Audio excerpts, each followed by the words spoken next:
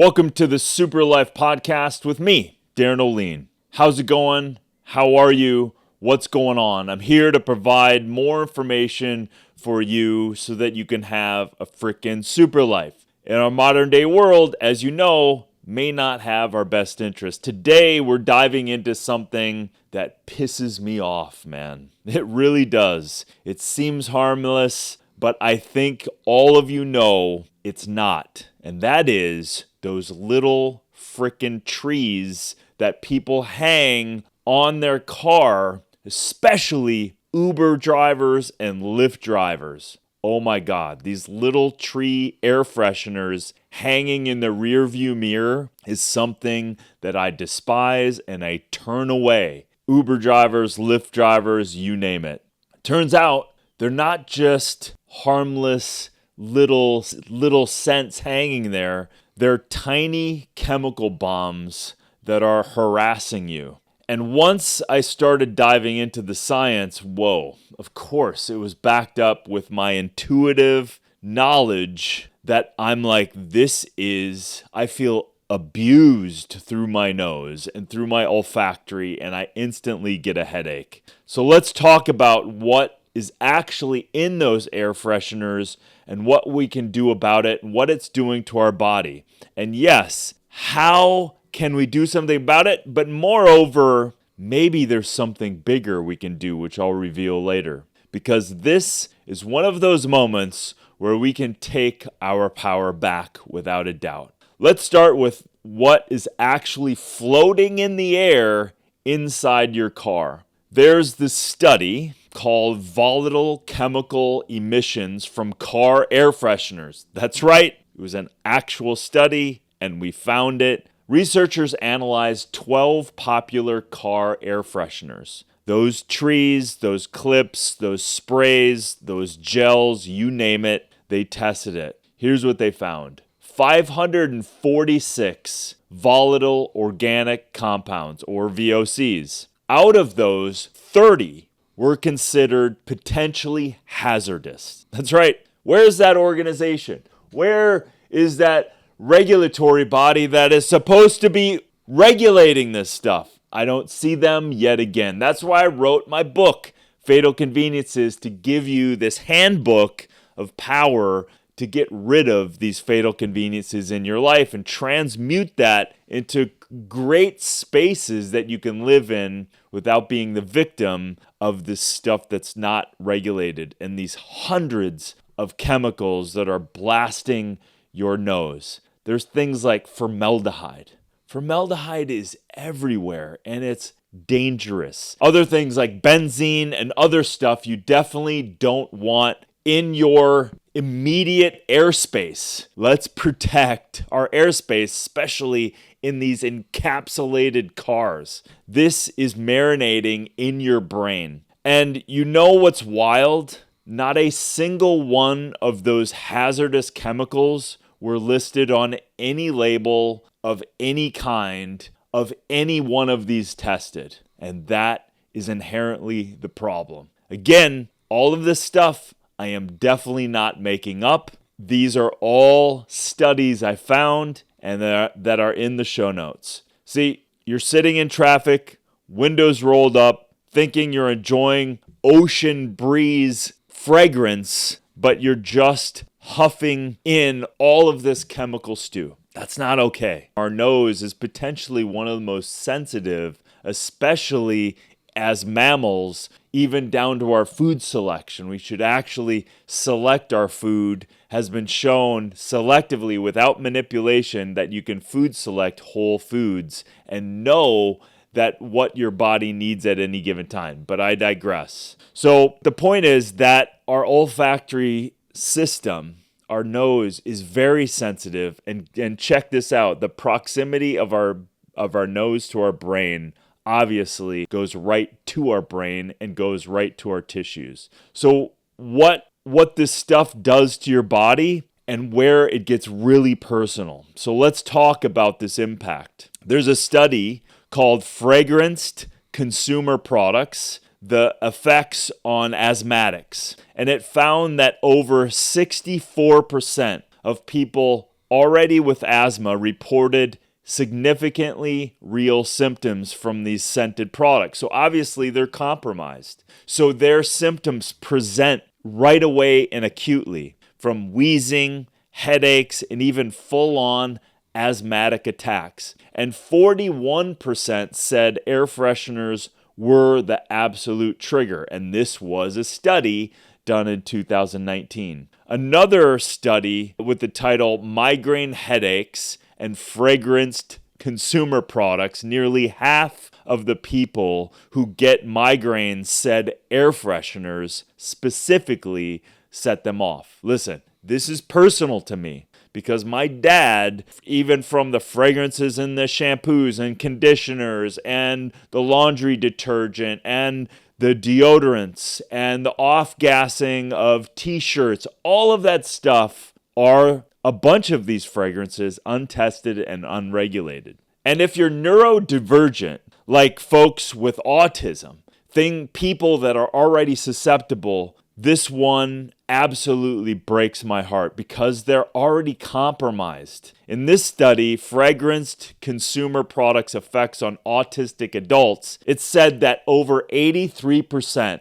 of the autistic individuals said fragranced products triggered serious neurological and respiratory problems. Again, this is a study, and 63% said air fresheners were one of the worst offenders. So these are already compromised individuals. However, we as individuals are still getting hit with these volatile organic compounds. But it's not just compromised people. They did a bunch of animal tests, which I hate that they do, but they're trying to do something to warrant safety. But again, we don't know this, and it never shows up to protect us in any of these damn products. So then why are they even doing these, in this case, a mice study, when it's not even leading to any safety? So it's like animal abuse, and they're not even using it in that abuse system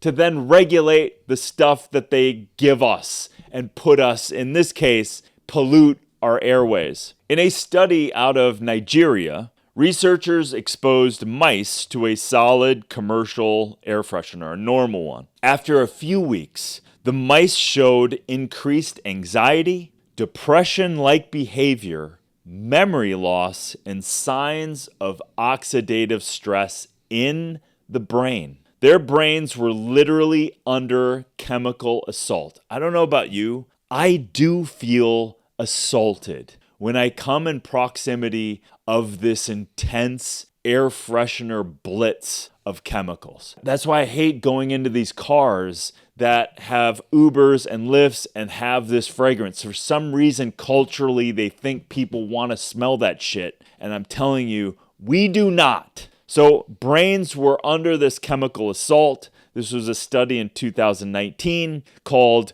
Neurobehavioral Effects of Prolonged Exposure to Solid Air Fresheners in Mice. This whole study was so eye-opening because of the neurological issues that it presented. Think about it. It's not just us going into these cars. It's the people that are staying in those cars all day, every day.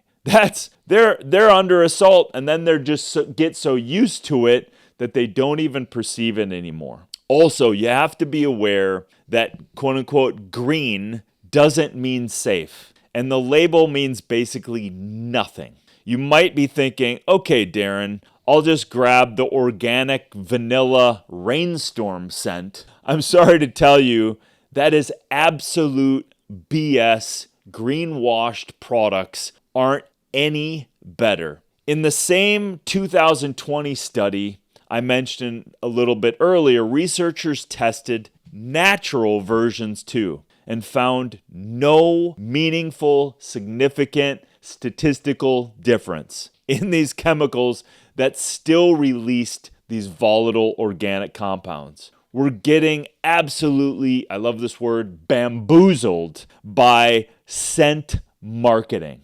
Don't buy in to scent marketing. You do not have to have your place smell a certain way, especially unnaturally. And there's almost no regulation on labeling or disclosure, especially since it's out there and it's, even though when you're putting something on the body, there is more regulation, but there's so many loopholes, they're not even doing it. In this case, since it's just hanging in the car, there's virtually zero regulations. I mean, zero. There's no disclosures, there's no labeling. It's like the Wild West of chemical exposure, and we're all the guinea pigs. No way, not on my watch. So let's take some action. So I had this wake-up call. I was in several conversations. I reached out to Sheila Moravati, who created a nonprofit called Habits of Waste. She got a little button on Uber Eats to say, I do not need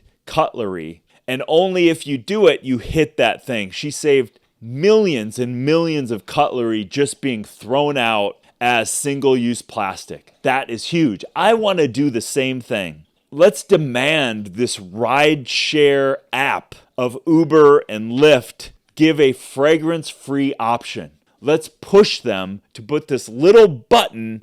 So, hey, listen, I want a van, I want first class, whatever it is, but I want a fragrance-free option. I want to be able to hit that button. So just like I want a quiet ride, I want a baby seat, I want a car that is chemical-free. This is a public health issue. I know there's a lot of things to think about, but I don't want to go in a car. I don't want to go anywhere where I don't have the choice to get out of this fragrance craziness that's affecting my body, my immune system, and certainly my brain. So what can we do? Let's do something together. I'm going to get to individual things that you can do, but first, let's all go on social media and tag Uber and tag Lyft and use this podcast, use this social podcast and go hashtag fragrance-free ride. Let's bomb them put this little toggle on. It will take them a second with their technical team and just put this little button on. Share this episode with someone who takes ride shares and is often sensitive to smells, because I bet almost everyone is. You're just kind of neutered to this idea. But for those of us that are sensitive to it and are aware that this is a chemical assault, let's make this as an option. You can also email them or message Uber and Lyft directly.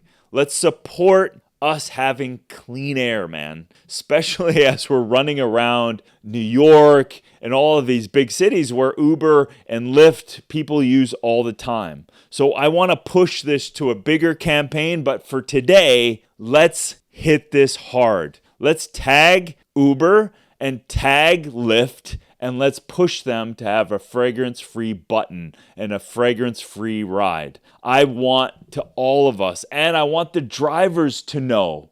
If you are an Uber driver, if you are a Lyft driver, we do not want chemicals for you to be exposed to and for us to be exposed to. I want to detox myself from this stuff. So here's what we can do. Take the tree that's hanging on and throw them away.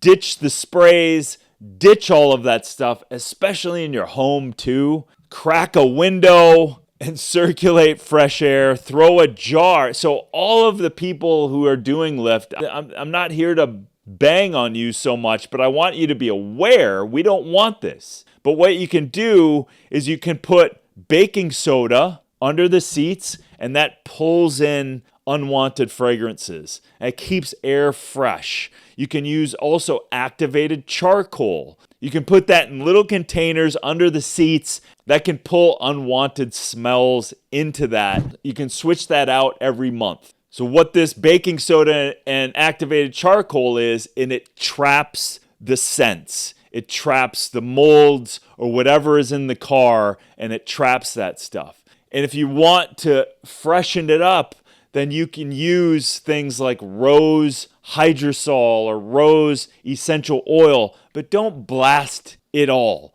If you want to do something, pull the unnatural scents out of your indoor car and use baking soda or activated charcoal.